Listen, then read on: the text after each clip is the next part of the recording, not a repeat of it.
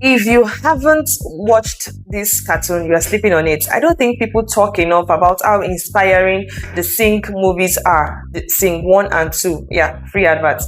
The first time I watched them, I knew I was not just watching an ordinary animation. I was reminded of powerful life lessons that are supported by the scripture. Take Sing 2, for example. None of them looked ready for the biggest stage. Some struggled with fear. Some did not believe they were good enough. Some had failed before. And honestly, from the outside, they didn't look qualified.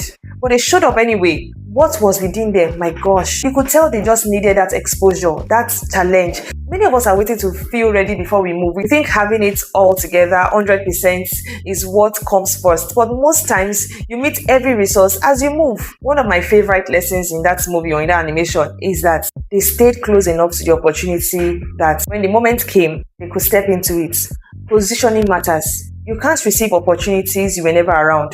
Another lesson is that sometimes you need someone who sees more in you than you currently see yourself. And that's why mentors, leaders, and godly relationships are important. They remind you of possibilities you've forgotten. I'm not saying it's just an animation.